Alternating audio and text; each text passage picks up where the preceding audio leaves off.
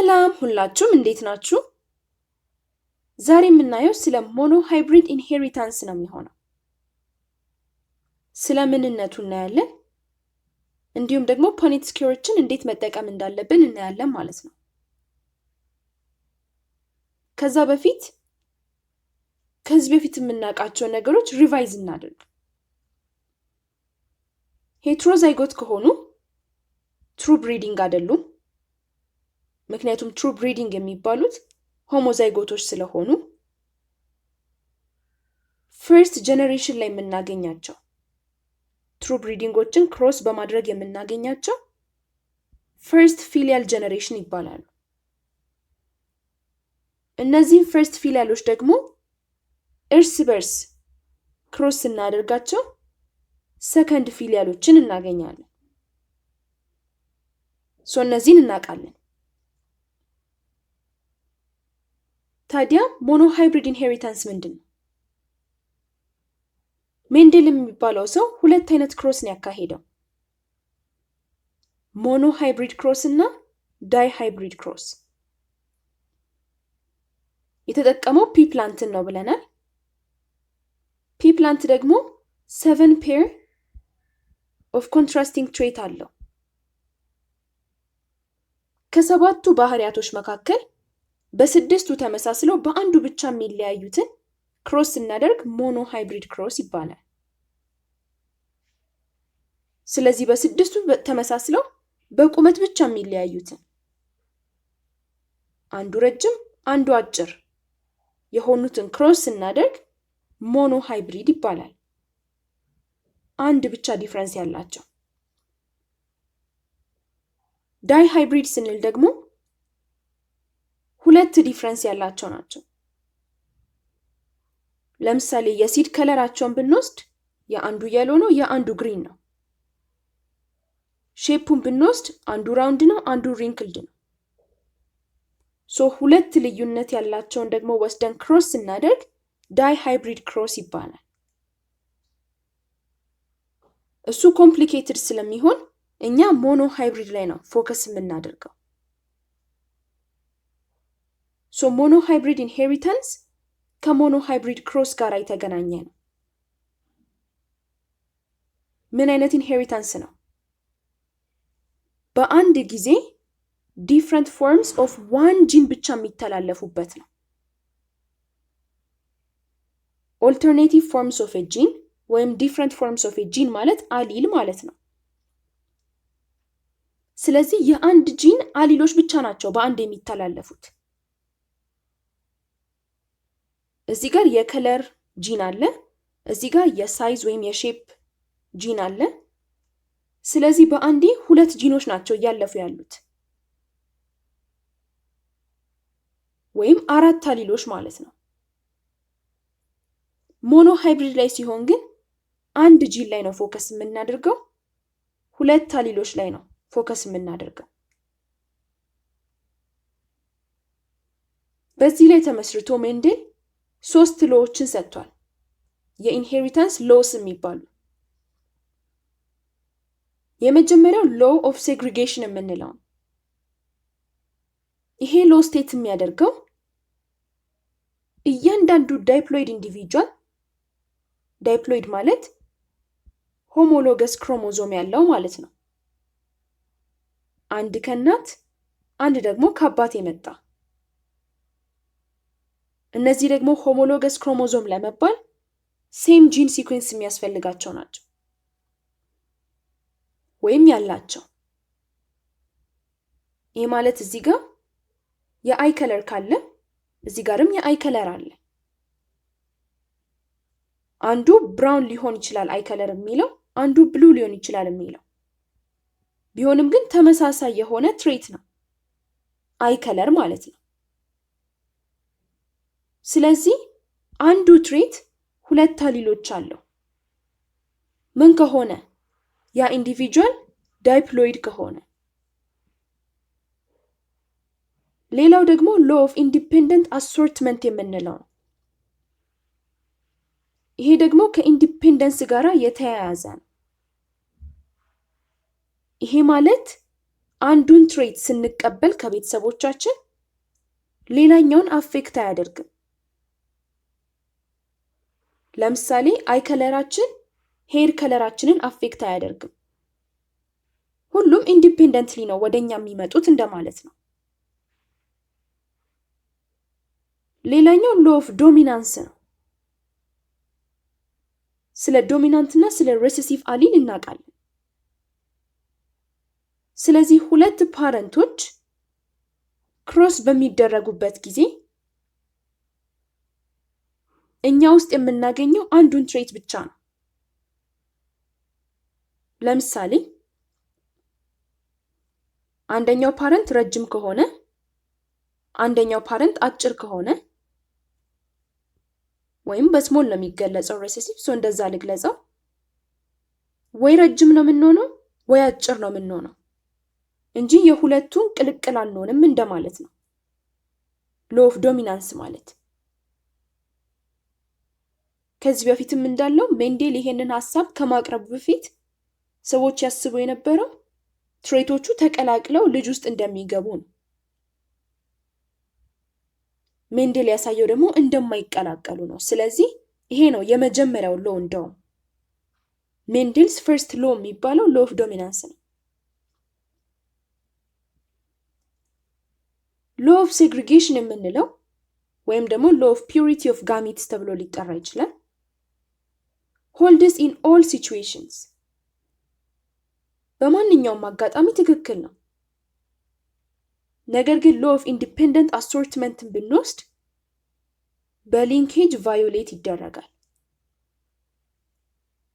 ሊንኬጅ የምንለው በተለያዩ ጂኖች መካከል ሊንክ ካለ በተመሳሳይ ጊዜ ኢንሄሪት የሚደረጉ ከሆኑ አንዱ ሌላውን አፌክት ሊያደርግ ይችላል። ሶ ሞኖ ሃይብሪድ ኢንሄሪታንስ ላይ ምን ብለናል? አቴ ታይም አንድ ጂን ነው የምንቀበለው ብለናል አይደል? እዚህ ጋር ግን አቴ ታይም ሁለት ወይም ከዛ በላይ ጂኖችን የምንቀበል ከሆነ አንዱ ሌላውን አፌክት ያደርጋል። ሎ ኦፍ ዶሚናንስ የምንለው ደግሞ በኮዶሚናንስ እና በኢንኮምፕሊት ዶሚናንስ ቫዮሌት ይደረጋል። ሶ ምንድን ናቸው እነዚህ ኮዶሚናንስ እና ኢንኮምፕሊት ዶሚናንስ የሚባሉት? እዚህ ጋር ተመልከቱ። አንድ አበባ አለ። ይሄ አበባ ቀይ አበባ አለው፣ ደግሞ ነጭ አበባ አለው። ሁለቱ መካከል ክሮስ ስናደርግ ያገኘናቸው ኦፍ ስፕሪንጎች ሁሉም ቀይ ናቸው ማለት ምን ማለት ነው? ከነጩ የወሰዱት የሆነ ፓርት አለ እዚህ ጋር እንደምታዩት አሊሉ ላይ። ነገር ግን የነጩን ባህሪ ቀዩ ዶሚኔት አድርጎታል፣ ሸፍኖት ራሱን ብቻ ኤክስፕረስ እያደረገ ነው። ይህንን ኮምፕሊት ዶሚናንስ እንለዋለን። ኮምፕሊትሊ አንዱ ሌላውን ሲሸፍን ማለት ነው። እዚህኛው ጋር ደግሞ ተመልከቱ። ቀዩና ነጩ አንድ ላይ ሆነው የምናገኘው አበባ ቀይም ነጭም ያለው ከሆነ ሁለቱም ራሳቸውን እየገለጹ ነው። ስለዚህ ኮዶሚናንስ እንለዋለን። ኮ ስንል አብሮ ማለት ነው። ሶስተኛው ላይ ደግሞ ቀይና ነጭ ክሮስ አደረግን። ያገኘናቸው ቀይም አይደሉም ነጭም አይደሉም፣ ግን ፒንክ ናቸው። ስለዚህ መሃል ላይ ናቸው እንደማለት ነው። ተቀላቅለዋል ነገር። ይህን ደግሞ ኢንኮምፕሊት ዶሚናንስ እንለዋለን። ስለዚህ የዶሚናንስ ሎ እነዚህ ሁለቱ ቫዮሌት እያደረጉ ነው ማለት ነው። አንዱ ብቻ ነው ራሱን መግለጽ ያለበት የሚለው ለዚህኛውም አይሰራም፣ ለዚህኛውም አይሰራም።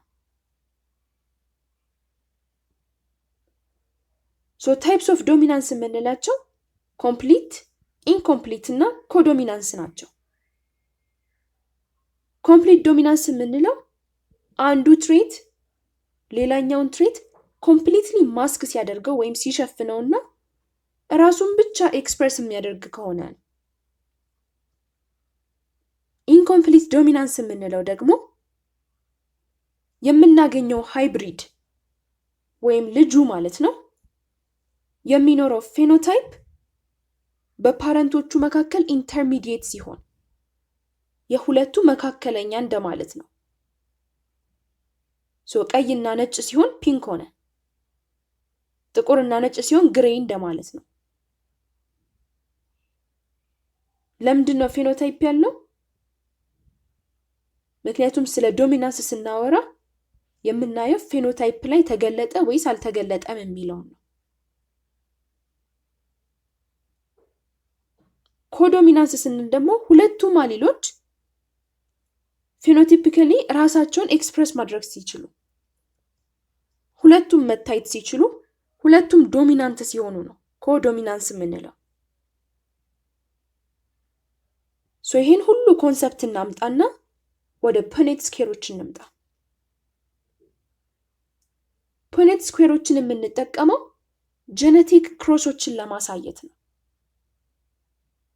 እናትና አባት እስካሁን ድረስ በከለር ስናወራ ነበር። ሬድ አለ፣ ዋይት አለ፣ ክሮስ አደረግን፣ ልጆቹ ምን ይመስላሉ? ስለ ፌኖታይፕ ነው ስናወራ የነበረው። አሁን ስለ ጄኖታይፕ እናወራለን ማለት ነው። ጂናቸው ምን ይመስላል? ጄኔቲክ ኮምፖዚሽናቸው ምን ይመስላል? ይህንን ለማሳየት ፑኔት ስኩዌሮችን እንጠቀማለን። ጄኔቲክ ዳያግራምስ ተብሎ ይጠራሉ።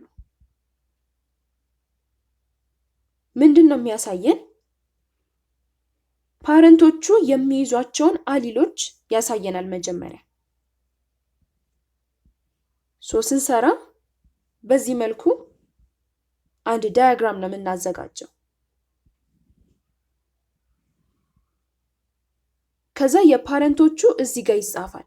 የአንደኛው ፓረንት፣ ምክንያቱም ሁለት አሊል ነው ያለው፣ አንዱ ፓረንት ብቻ። ሁለተኛው ፓረንት ደግሞ እዚህ ጋር ይጻፋል።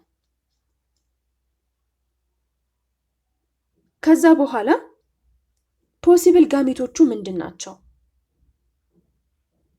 ልናገኛቸው የምንችላቸው፣ እንዲሁም ደግሞ እንዴት አድርገው ነው ኮምባይን የሚያደርጉት፣ ይሄኛውን ከየትኛው ጋር ኮምባይን ላድርገው፣ ከዚህኛው ጋር ላድርገው ወይስ ከዚህኛው ጋር ላድርገው፣ እሱን ለመረዳት ያገለግላል።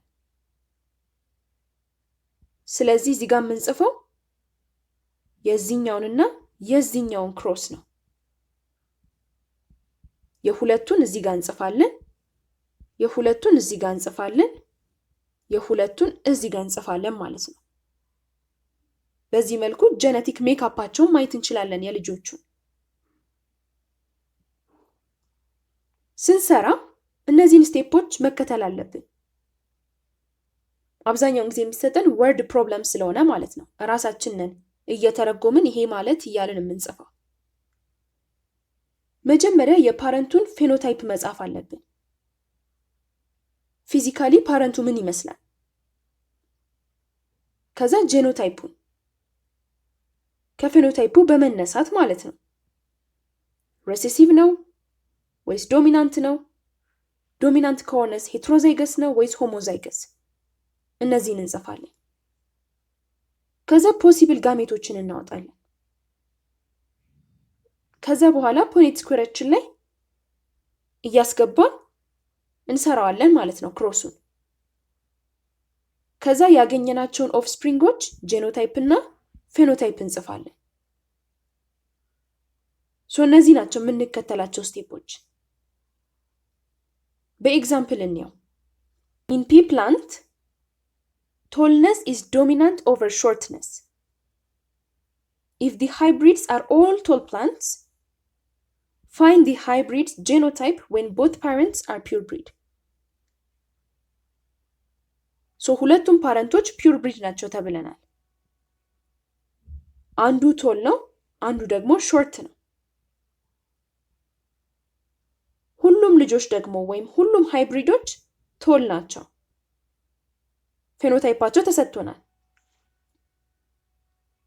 ቶልነስ ዶሚናንት ነው ስለተባልን እንደዚህ ሊሆኑ ይችላሉ፣ እንደዚህም ሊሆኑ ይችላሉ። ሶ የትኛው ናቸው ሃይብሪዶቹ ነው የሚለን።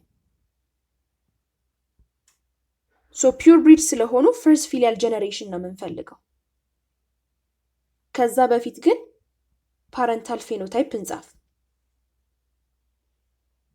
አንደኛው ቶል ነው፣ አንደኛው ደግሞ ሾርት ነው። ከዛ ፓረንታል ጄኖታይፕ እንጽፋለን። ቶል ስንል ምን አይነት ቶል? ሆሞዛይገስ ነው ወይስ ሄትሮዛይገስ? ፒውር ብሪድ ነው ተብለናል። ስለዚህ ሁለቱም አሊሎች ተመሳሳይ ናቸው፣ ሆሞዛይገስ ነው። ሾርት ደግሞ ሬሰሲቭ ነው። ስለዚህ ሁለቱም ስሞል ቲ ናቸው ማለት ነው የሚጻፉት። ከዛ ፖሲብል ጋሜቶቹን ነው የምናወጣው። ፖሲብል ጋሜት ማለት ሲምፕሊ እዚህ ጋር ያስቀመጣቸውን ክብ ውስጥ ክተቷቸው። ክሮስ ስሞል ቲ ማለት ነው። ከዛ ኔክስት ስቴፕ የሚሆነው ፑኔት ስኩዌራችንን ማዘጋጀት ነው። የአንደኛውን ፓረንት እዚህ ጋር እንጽፋለን፣ የሌላኛውን ደግሞ እዚህ ጋር እንጽፋለን። ሶ የሁለቱ ክሮስ እዚህ ጋር ይጻፋል። ሁሌ ካፒታሎች ይቀድማሉ፣ ስሞሉ ይጻፋል። የሁለቱ ክሮስ ካፒታል ስሞል፣ የሁለቱ ክሮስ ካፒታል ስሞል። እዚህ ጋርም ተመሳሳይ ነው። ፈርስት ፊሊያል ጀነሬሽን እስከሆነ ድረስ ግልጽ ነው። ከዛ የኦፍስፕሪንጋችንን ፌኖታይፕ እና የኦፍስፕሪንጋችንን ጄኖታይፕ እናወጣለን። ፌኖታይፕ ማለት ቶል ወይ ሾርት እያልን የምንገልጸው ነው፣ ሰውነታቸው ላይ የሚታየው ነገር። ኦልሬዲ ተሰጥቶናል ጥያቄያችን ላይ ሁሉም ቶል ናቸው ተብለናል።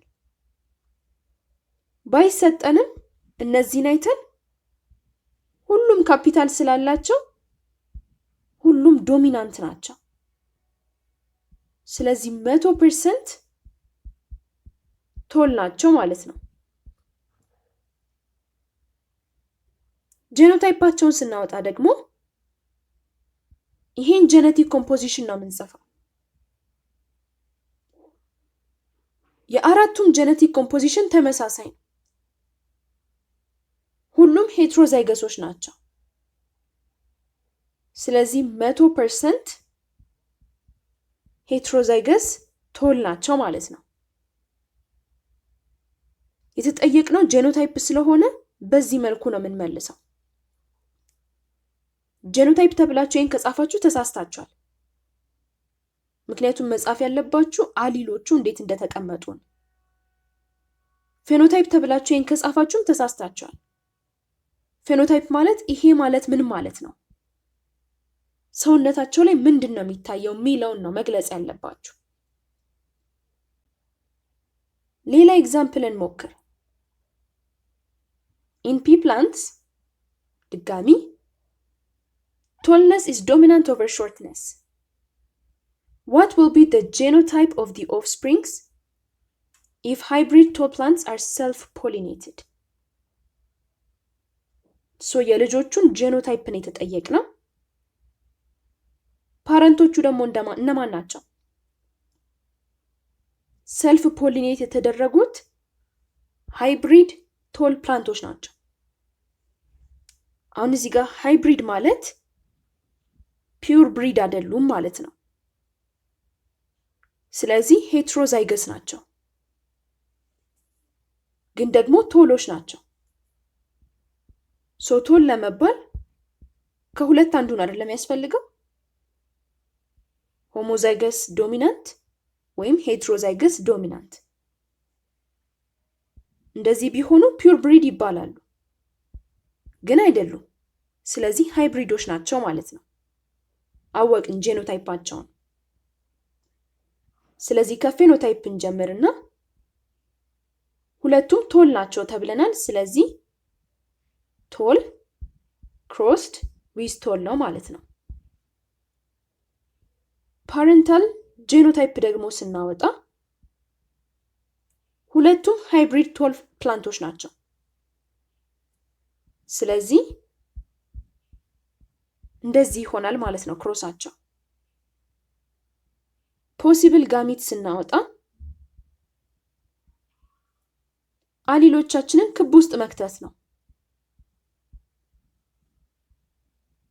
ክሮስድ ዊዝ ካፒታል ስሞል ቲ ይሆናል ማለት ነው። ከዛ በኋላ ፑኔት ስኩዌራችን ጋር እንሄዳለን። ሁለቱም ፓረንቶቻችን ሄትሮዛይገስ ዶሚናንት ናቸው። ስለዚህ ካፒታል ቲ ስሞል ቲ፣ ካፒታል ቲ ስሞል ቲ እናደርጋለን። ሁለቱን ክሮስ ስናደርግ ሁለቱም ካፒታል ናቸው። ሁለቱን ክሮስ ስናደርግ እንደዚህ መጻፍ እንችላለን? አንችልም። መጀመሪያ ካፒታሉ ነው የሚጻፈው፣ ዶሚናንቱ ማለት ነው። ሁለቱን ክሮስ ስናደርግ ካፒታል ቲ ስሞል ቲ፣ እነዚህን ክሮስ ስናደርግ ስሞል ቲ እናገኛለን። አሁን የኦፍስፕሪንጉን ፌኖታይፕ እና ጄኖታይፕ እናወጣለን። ፌኖታይፕ ስናወጣ ቅድም በፐርሰንት ነው ያወጣነው 100% ብለን። ከፈለግን በሬሾ ማውጣት ይቻላል። ለምሳሌ እዚህ ጋር ፌኖታይፕ ማለት ሰውነታቸው ላይ የሚታይ ነገር ነው አይደለ? ይሄኛውም ቶል ነው፣ ይሄኛውም ቶል ነው፣ ይሄኛውም ቶል ነው። ምክንያቱም ካፒታል ቲ አላቸው። ይሄ ደግሞ ዶሚናንት ነው፣ ራሱን ይገልጻል። ስለዚህ 3 ቶሎች አሉ፣ አንድ ደግሞ ሾርት አለ ብላችሁ መጻፍ ትችላላችሁ። በፐርሰንት ከፈለጋችሁ ደግሞ 75%ቱ ቶል ነው፣ የቀረው 25% ደግሞ ሾርት ነው ማለት ትችላላችሁ። ምክንያቱም ሙሉን እንደ 100% ብንወስድ 3ቱ 75% ይሆናሉ፣ አንዱ ደግሞ 25% ይሆናል። በሁለቱም መንገድ መጻፍ ትችላላችሁ። ጄኖታይፕ ላይ ስንመጣ አሁንም በፐርሰንት መጻፍ ይቻላል። 25% ይሄኛው፣ 25% ይሄኛው፣ 50% ይሄኛው ብለን መጻፍ እንችላለን። አብዛኛውን ጊዜ ግን በሬሾ ነው የምንጽፈው። መጀመሪያ ከፒውር ብሪዱ ነው የምንጀምረው። አንድ ፒውር ብሪድ አለ፣ ከዛ ደግሞ ሃይብሪዶች 2 አሉ። በዶሚናንት ሳይድ ነው እያወራው ያለሁት። ፒውር ብሪድ ሆኖ ዶሚናንት አንድ አለ፣ ሃይብሪድ ሆኖ ዶሚናንት 2 አሉ፣ ፒውር ብሪድ ሆኖ ሪሴሲቭ አንድ አለ። አብዛኛውን ጊዜ በዚህ መልክ ነው የሚጻፈው። ከፈለጋችሁ በፐርሰንት መጻፍ ትችላላችሁ፣ ወይ ደግሞ እንደዚህ ማርጋችሁ መጻፍ ትችላላችሁ። 1 2 ብላችሁ ሬሾ 1 ቲቲ። ዞሮ ዞሮ ይሄንን ፓርት ስላወጣ ነው እንጂ ቅድምም 1 ሬሾ 2 ሬሾ 1 ነው ይመጣል። ሌላ ጥያቄ። አበባ and ልዑል have 2 children. ልዑል is left-handed. If one of their children is right-handed, what was አበባ's genotype? መጀመሪያ ፓረንታል ፌኖታይፕ ነው የምናወጣው። እዚህ ጋር ለየት የሚያደርገው ነገር አለ። እስካሁን የኦፍስፕሪንግ ነበር ስንሰራ የነበረው፣ አሁን ደግሞ የፓረንት ነው የምንሰራው። ልዑል ሌፍት ሃንድድ ነው ተብለናል። ስለዚህ እሱ ሌፍት ነው። ዶሚናንቱ ራይት ነው እዚህ ጋር ማወቅ ያለባችሁ። ስለዚህ ራይትን ወይ እንደዚህ ነው የምንጽፈው ወይ እንደዚህ ነው የምንጽፈው። ሌፍት ደግሞ ሬሴሲቭ ስለሆነ ሁለቱንም ስሞል አድርገን ነው የምንጽፋቸው። ስለዚህ ልዑል ሌፍት ሃንድድ ሆኖ ልጃቸው ራይት ሃንድድ ሆነ ማለት አበባ ራይት ሃንድድ መሆን አለባት። ምክንያቱም ይሄ ሬሴሲቭ ነዋ። እሱ ሬሴሲቭ ከሆነ ራይት ሃንድድ ለመሆን ደግሞ የሆነ ዶሚናንት ያስፈልጋል። አባት ውስጥ ደግሞ ያ ዶሚናንት የለም። ስለዚህ እናት ውስጥ መኖር አለበት። ደን ፓረንታል ጄኖታይፕ እናወጣለን። ራይት ስንል አናቅም። ሆሞዛይገስ ሊሆን ይችላል፣ ሄትሮዛይገስ ሊሆን ይችላል። ሌፍት ላይ ግልጽ ነው፣ ሬሴሲቭ ስለሆነ ሆሞዛይገስ ነው። ለዛም ነው የተጠየቅነው የእሷ ጄኖታይፕ የቱ ነው? ይሄኛው ነው ወይስ ይሄኛው ነው? ፖሲብል ጋሜቶችን እናወጣለን። ሲምፕሊ ክብ ውስጥ መክተት ነው እነዚህን ወስደን። ክሮስድ ዊዝ እንደዚህ ይሆናል ማለት ነው። እዚህ ጋር መረዳት ያለባችሁ ሁለት ልጆች ነው ያሏቸው። ከነሱ መካከል አንዱ ራይት ሃንድድ ነው የተባለው። ሶ አንዱ ምንድን ነው? ሌፍት ሃንድድ ነው። ስለዚህ አሁን ወደ ፑኔት ስኩዌራችን እንሄዳለን። ግን በዚህ ጊዜ ሁለት ፑኔት ስኩዌሮችን ነው የምንጠቀመው። ምክንያቱ ደግሞ በዚህኛውም ስለምንሰራ ነው። ሶ መጀመሪያ አበባን ፒውር ብሪድ እናርጋት። ልዑል ደግሞ ሬሴሲቭ ፒውር ብሪድ ነው። የሁለቱ ክሮስ አርአር ፈርስት ፊሊያል እንደሚሰጠን ግልጽ ነው፣ ሁለቱም ፒውር ብሪድ ስለሆኑ። ሶ የምናገኛቸው ልጆች ፌኖታይፓቸውን ስናወጣ ሁሉም ውስጥ ይሄ ዶሚናንት አለ። ይሄ ማለት ሁሉም ራይት ሃንድድ ናቸው ማለት ነው። ሶ 100% ራይት ሃንድድ ናቸው። ጄኖታይፓቸውን ስናወጣ 100% ሄትሮዛይገስ ዶሚናንት ናቸው። እሷን ደግሞ ሄትሮዛይገስ ዶሚናንት እናርጋት። ከዛ ልዑል ሬሴሲቭ። እነዚህን ክሮስ ስናደርግ ካፒታል ስሞል አር፣ እዚህ ጋርም ተመሳሳይ ነው። እዚህ ጋር ሁለቱም ስሞል አሮች ናቸው። ሁለቱም ስሞል አሮች ናቸው። ሶ ፌኖታይፕ እና ጄኖታይፕ እናወጣለን።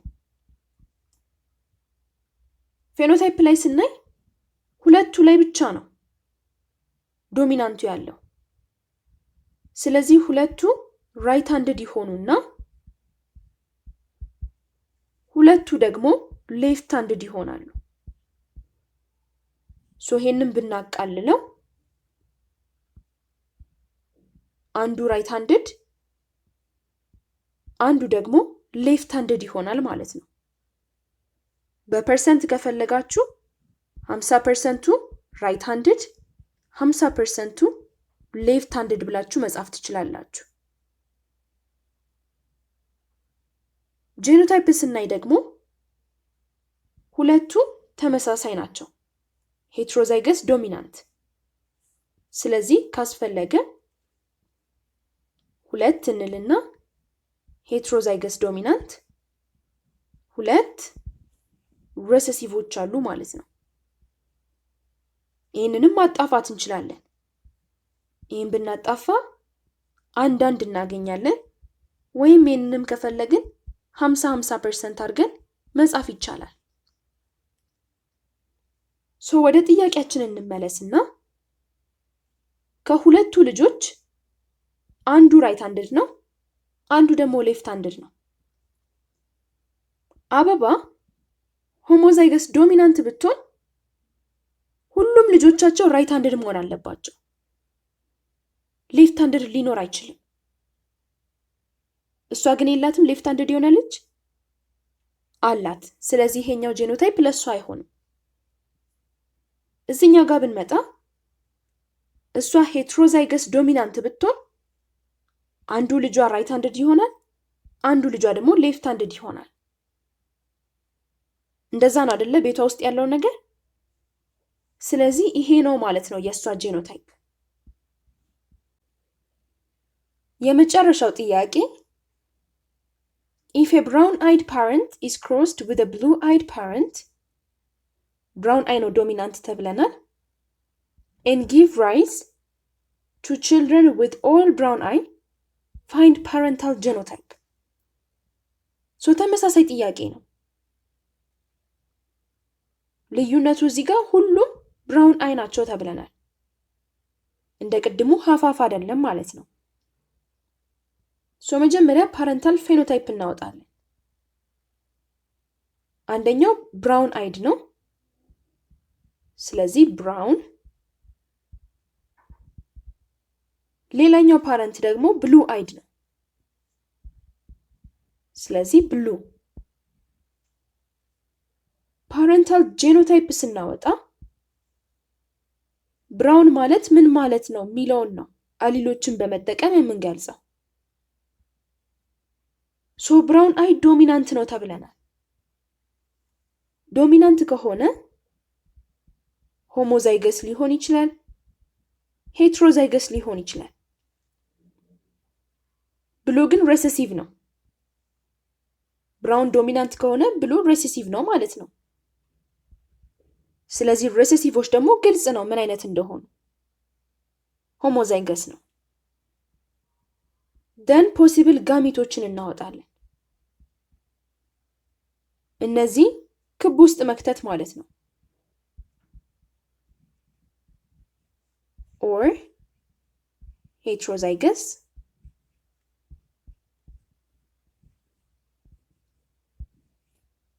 እንደዚህ እንጽፋቸዋለን ማለት ነው።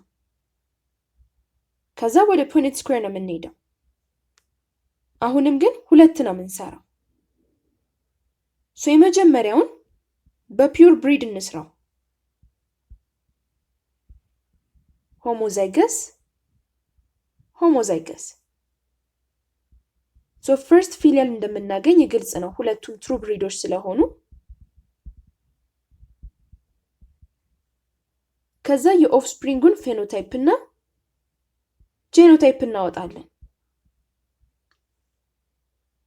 ሁሉም ውስጥ ዶሚናንቱ አለ። ይሄ ማለት ሁሉም ብራውን ናቸው ማለት ነው። ስለዚህ 100% ብራውን ናቸው። ጄኖታይፓቸው የአራቱም ተመሳሳይ ነው። ስለዚህ 100% ሄትሮዛይገስ ዶሚናንት ናቸው። በሌላኛው ፖሲቢሊቲ ደግሞ እንስራው። ብራውን አይድ የሆነው ፓረንት ሄትሮዛይገስ ከሆነ በሚለው። ስለዚህ ክሮስ ስናደርግ ካፒታል ስሞል ካፒታል ስሞል ከዛ ሁለቱም ስሞል እናገኛለን።